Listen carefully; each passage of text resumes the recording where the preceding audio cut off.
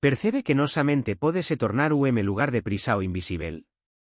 Muitas veces não existen correntes físicas, mas pensamentos que giram sem cesar, como se estivésemos cercados por voces que acusam, lembranzas que pesame medos que se multiplicam. O corpo até pode parecer en repouso, mas dentro de nos ocorre unha batalla silenciosa que desgasta e rouba a paz. En ese escenario que muitos acreditan não have saída, mas a verdade revelada por Deus é que a mente não foi criada para ser campo de derrota, mas sim terreno onde a vitoria pode nascer todos os días. Quantas veces voce já se pegou acreditando en frases como, voce não vai conseguir, nada vai mudar, ninguém se importa con voce. Esas palabras podem não ter sido ditas por alguén ao seu redor, mas ecoan dentro da mente con tanta forca que parecen reais. Sao como algemas invisíveis que tentan paralizar decisoes, adiársonos se roubar até mesmo a alegría de momentos simples. Tal vez voce nunca tenha estado dentro de unha prisa o de concreto, mas conece bemas en sacao de estar trancado dentro de sí mesmo. O inimigo sabe que a mente é o campo onde muitas batalas se deciden. Ele planta mentiras sutis porque entende que, se conseguir aprisionar nosos pensamentos, terá acceso ao restante da nosa vida. Mas a boa noticia é que Cristo não nos deixou desarmados diante desa luta. Ele vio não apenas para libertar o corpo do pecado, mas tamén para libertar a mente da opresao. A palabra de Deus se levanta como chave que quebra correntes invisíveis e abre camino onde antes só había escuridao. O apóstolo Paulo nos lembra que cada pensamento pode ser levado cativo á obediencia de Cristo. Iso significa que não somos reféns das ideas que surgen en nosa mente, temos autoridade en nome de Jesús para decidir en que vamos a acreditar. Cuando esa verdade se torna práctica, a mente deixa de ser campo de derrota e se torna espaco de vitoria. Se esa mensagem ja comecou a falar con voce, escreva nos comentarios, mina mente pertence a Cristo. Declare iso como súa escola de hoxe. A Biblia nos mostra inúmeros exemplos de persoas que enfrentaran batalas internas antes de vencer no mundo exterior. Gideo é deles. Cuando foi chamado por Deus para liderar o povo contra o inimigo numeroso, ele não enxergaba coragem en sí, apenas limita coes. Ele se vía como o menor da súa familia, pertencente á tribo máis fraca. Questionou, pediu saínais, escondeuse, como se cada evidencia ainda fose insuficiente para silenciar a voz da inseguranca. ¿Cuántas veces tamén não somos así? Deus nos chama para algo novo, mas preferimos acreditar máis nos susurros do medo do que na promesa do Senor. Mas observe o de tal poderoso, en cuanto Gideo se vía pequeno e incapaz, Deus o chamaba de valente guerreiro. Iso mostra que a identidade que o Senor nos dá é sempre maior do que nosas fragilidades. O Senor non esperaba que Gideo tivese todas as respostas, ele apenas pediu confianza. A promesa era clara, eu estarei contigo. E esa promesa continua viva hoxe. A cenao significa ausencia de medo, máxima decisao de confiar mesmo diante do medo. Gideo descubriu que a vitoria não dependía do tamano do exército, mas do poder de Deus agindo a través da obediencia. Iso nos ensina que, cuando a inseguranza tentarnos paralizar, precisamos lembrar, não caminamos socinos, o Senor está ao noso lado. Se voce entende esa palabra, escreva agora, eu confío no Senor, mesmo cuando não me sinto capaz. Esa declaracao ten poder. Existen momentos en que o que máis pesa não é a luta externa, mas o silencio de Deus. Elías, o profeta que había visto milagres grandiosos, entrou en desespero após enfrentar batalas espirituais intensas. Escondeuse debaixo de arbusto e pediu para moure. O mesmo homem que viu o fogo caer do ceo agora sentíase incapaz de seguir en frente. Tal vez voce já tenha experimentado algo semelante, noites en claro esperando unha resposta, e tudo o que encontrou foi silencio. Mas a historia de Elías nos mostra algo profundo. Deus não se revelou en manifestacoes grandiosas naquele momento, mas nunha brisa suave. Iso nos ensina que a presenca do Senor não depende de barulos ou saínais espectaculares. Muitas veces ele fala de maneira simples e delicada, mas capaz de renovar as forcas. O silencio de Deus não é abandono, é estrategia.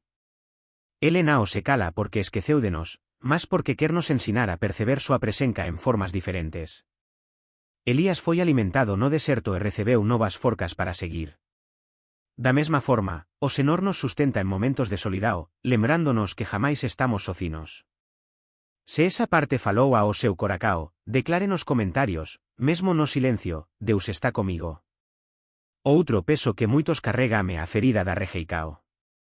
Poucas dores marcam tanto cuanto ser desprezado por aqueles de quen máis esperábamos amor. José coneceu iso de perto. Vendido como escravo pelos propios irmáos, ele foi arrancado da familia e levado para teres distantes. Durante anos viveu como a lembranca de que había sido tratado como descartável por quen debería cuidar dele. Tal vez voce tamén carregue feridas así, palabras que machucarán, promesas quebradas, abandono. E tal vez, como José, játenase perguntado, por que iso aconteceu comigo? Mas a historia de José nos mostra que a rexeicao nao foi o fin da súa jornada. Esimo camino para o propósito maior. O jovem escravizado se tornou gobernador do Egito, e o sofrimento que parecía o erro se transformou en chave para cumprir os planos de Deus. Cuando reencontrou os irmáos, José nao falou con rancor, mas reconeceu a mao de Deus. Voces intentaran o mal contra min, mas o Senor o transformou en ben. Iso proba que até as feridas máis dolorosas podemse tornar sementes de propósito. Se voce cr en iso, escreva agora, mina dor será transformada en propósito. Outro peso invisível é a culpa. Jonas coneceu ben ese sentimento ao fugir do chamado divino. Súa desobediencia nao apenas o colocou en perigo, mas tamén trouxe risco a outras persoas. Dentro do ventre do grande peixe, Jonas carregaba o peso da fala e o medo da condena cao.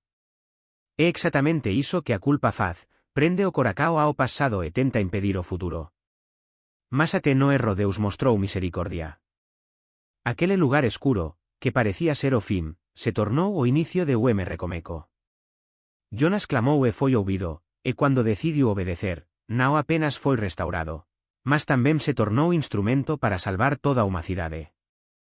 Iso mostra que a graca do Senor é maior do que cualquier fala, e que sempre a chance de recomecar. Se voce sente que precisa desa restauracao, declare agora, en Cristo sempre a novo comeco. O futuro tamén pode pesar. Jeremías experimentou esa inseguranza cuando enda joven foi chamado por Deus. Ele se vía incapaz, imaturo, despreparado. Mas a resposta do Senor foi clara, antes que iu te formas no ventre materno, iu ja te conecia. Esa declaracao mostra que nao caminamos en direcao ao futuro incerto, ja somos conocidos, escolidos e preparados por Deus. Cuando comprendemos iso, a ansiedade pelo a mana perde forca. O futuro pode parecer asustador, mas ja está nas maos de aquele que goberna o tempo. Se esa palabra falou con voce, escreva nos comentarios, meu futuro está seguro en Deus. A ansiedade tamén aparece como ladrao de paz. Marta, ao receber Jesús en súa casa, se ocupou de tantas tarefas que perdeu a oportunidade de simplesmente estar com ele. Ja María escoleu ouvir o mestre. A resposta de Jesús foi directa, Marta, vos está preocupada con moitas coisas, mas apenas uma é necesaria.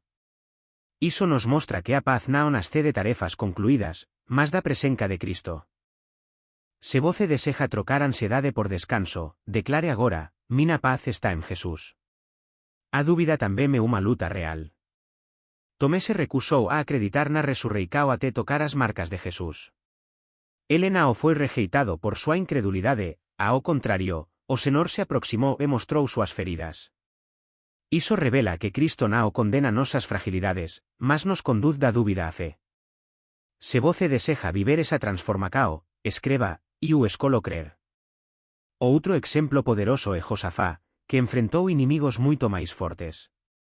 En vez de preparar armas, ele colocou adoradores a frente do exército. En cuanto cantaban, os inimigos foran derrotados. Iso nos ensina que o louvor é arma espiritual capaz de mudar cenarios e libertar a mente. Se esa mensajen tocou voce, declare, iu vencerei adorando. É como nao lembrar de Esther? Uma joven que, diante de decreto de morte, arriscou a propia vida para interceder pelo povo. Súa coragem nao estaba en si mesma, mas na confianza de que Deus controlaba o resultado. Ela declarou, se perecer, perecí. Ese ato de fe abriu camino para o libramento. Da mesma forma, nosa confianza no Senor pode reverter historias e transformar o imposible en vitoria. Se voce acredita niso, escreva, iu confío no Senor, aconteca o que acontecer. Ao longo de toda esa jornada bíblica, aprendemos que medo, culpa, ansiedade, rejeicao, dúbida e solidao naos aos sentencas finais. En cada historia, Deus se revelou como aquele que liberta, fortalece e transforma. O Senhor é especialista en pegar o que parecía fime transformar en novo comeco. Por iso, eu quero encerrar como unha declaracao para voce hoxe, non importa quais voces se coemen suamente, a voz de Deus é maior. Ele continua dicendo, eu estarei contigo. Se esa palabra falou con voce, escreva nos comentarios, eu recebo esta vitoria. Curta e compartil, porque súa atitude pode levar esperanca a alguén que neste momento precisa de un sopro de vida para nao desistir. E lémbrese, a mente nao e prisao, e campo onde Deus pode plantar corajén, esperanca e vitoria.